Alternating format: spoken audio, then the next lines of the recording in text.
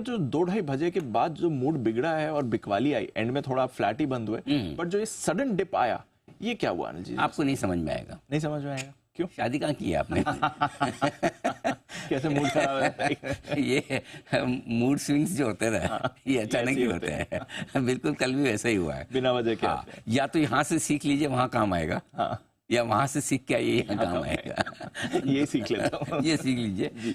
देखिए दीप, ये कुछ बड़ी इवेंट्स के पहले होने वाले उतार चढ़ाव वाले एक्शन है। कल आखिरी 45 मिनटों में बाजार तेजी से घटा, एक आप लाइफ हाई के आसपास ट्रेड कर रहे हैं। Yes sir. 23,110 का हाई बनाया, लगा कि सब कुछ ठीक है, कहीं डेटा ऐसा नहीं दिखा रहा। 23,000 के पुट पर हाईएस्ट ओपन इंटरेस्ट था, नीचे घटना नहीं चाहिए था, लेकिन उसी वक्त अचानक से एक बड़ी प्रॉफिट बुकिंग आई, और उस बड़ी प्रॉफिट बुकिंग में कोई कारण भी नहीं। न कल किसी बैंक निफ्टी की वीकली एक्सपायरी, मंथली एक्सपायरी थी, कल न किसी निफ्टी की मंथली वीकली एक्सपायरी थी, न कोई इलेक्शन के किसी फेज के डेटा आए हों कम या ज़्यादा, न कोई ऐसी खबर। तो फिर अचानक से क्या हुआ, इसके पीछे थोड़ा सा बैकग्राउंड में जाना पड़ेगा जी। 23,110 क्यों बना? कल सेंसेक्स ने 76,000 के ऊपर क्यों हाई बनाया? मिड कैप इंडेक्स लगातार क्यों इतना मजबूत है? क्योंकि लगातार एफआई ने मूड बदला है। और आपको याद होगा, हम यही कह रहे थे कि जिस समय खरीदना तो छोड़िए, जिस दिन ये बेचना बंद कर देंगे तभी बाजार भाग जाएगा, और जिस दिन खरीदना शुरू करेंगे उस दिन 23,000 के पार निकलेगा। और आप देखिए कल 23,000 के पार निकल भी गया, टिक भी गया, सब कुछ हुआ।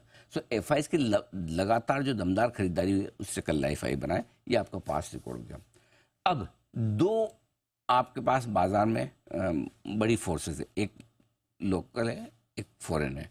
फॉरेन प्लेयर्स अब खरीदने के मूड में आ गए, राइट, ठीक है। उनका अपना व्यू है जो भी है कि देखिए इलेक्शन के पहले सब अपनी अपनी पोजीशनिंग करता है। आप लॉन्ग हैं बहुत ज़्यादा तो आप हल्का होने की कोशिश करेंगे, और आप शॉर्ट है बहुत ज़्यादा तो आप खरीद कर हल्का होने की कोशिश। हल्का सबको होना है अपनी अपनी पोजीशन के लिहाज से।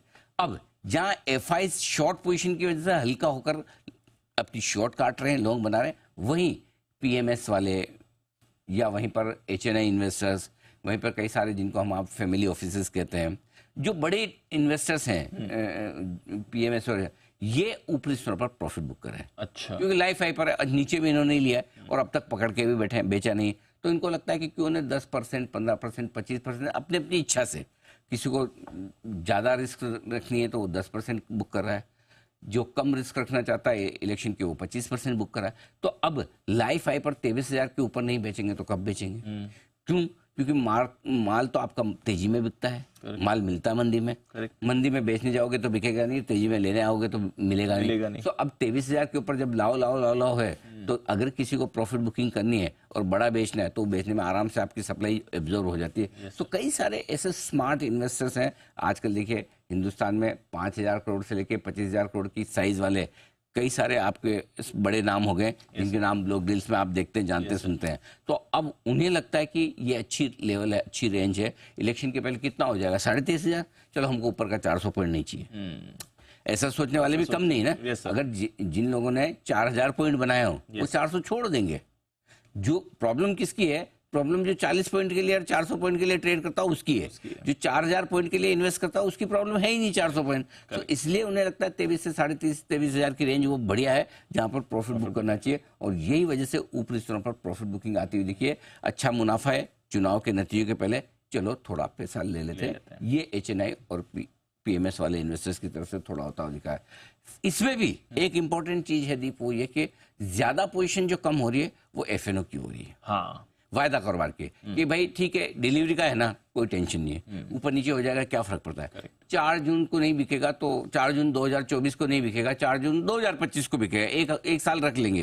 राइट। पहली चीज तो है कि कोई भी अभी इस वक्त ये नहीं मान रहा कि एनडीए नहीं आएगी। करेक्ट। सवाल तो डिस्कशन तो खाली सीटों का ही है ना, कि कितनी आएगी। सब जब आनी है तो फिर आज नहीं तो कल चलना है मार्केट। ज्यादा सीटें आएंगी तो तुरंत चल जाएगा, कम आई तो बाद में चलेगा। इस हिसाब से कैश की जो पोजीशन है, डिलीवरी की जो पोजीशन है, उसमें छेड़छाड़ कम है।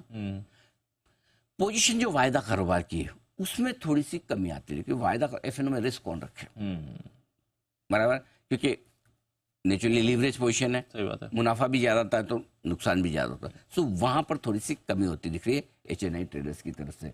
और यही माहौल, इसी तरह का ट्रेंड 3 जून तक रहेगा। 4 जून को तो भगवान जाने जो भी होगा, बट 3 जून तक कभी भी आपको इस बात के लिए अब मेंटली, फिजिकली और फाइनेंशियली, 3 तरह से तैयार हो जाना है। मेंटली तो है कि भाई मैं वोलेटाइल देखूंगा, फिजिकली ये है कि मुझे हर वक्त स्क्रीन के सामने रहना है, और फाइनेंशियली ये माल होना चाहिए बैंक अकाउंट में, ऊपर नीचे हो गया तो stop loss, target, mark to market loss, profit, ये सब की तैयारी। तो 3 तरीके से आप तैयार हो जाइए अगर आप ट्रेडर हैं और आप हर रोज ट्रेड करना चाहते हैं, खतरों के खिलाड़ी हैं, और आपको लगता है कि वोलेटिलिटी में जो मजा है वो सुस्त बाजार में नहीं, करेक्ट है ना, नवा भी शौक है भाई तो फिर आप मेंटली, फिजिकली और फाइनेंशियली तैयार रहिए, तैयार है ना। हाँ, ये होगा 3 जून तक चलेगा ये, ऐसा कभी भी बिना नोटिस के। और आज आपको बैंक निफ्टी की वीकली मंथली एक्सपायरी देखनी है, कल कल बैंक निफ्टी की देखनी है, परसों निफ्टी की देखनी है, फिर शुक्रवार को आप नई सीरीज और एग्जिट पोल के एक दिन पहले को आपकी पोजिशनिंग करनी है, 3 तारीख को पोस्ट एग्जिट पोल आपको तैयारी करनी है, 4 को तो डे है ही है, एक हफ्ते में बस। तो मतलब सब कुछ है। सो इसलिए अगर आप कर सकते हैं तो करें ट्रेडिंग, नहीं कर सकते तो ट्रेडिंग एक्टिविटी कम कर लें, अपने इन्वेस्टमेंट पोर्टफोलियो को रैशनलाइज करने की कोशिश करें, मुझे क्या रखना है क्या नहीं रखना है, कितनी लॉन्ग पोजीशन में इलेक्शन के पहले जाना है, कितनी कम कर देना है, ये सारी चीज़ों पे ज़्यादा फोकस करें।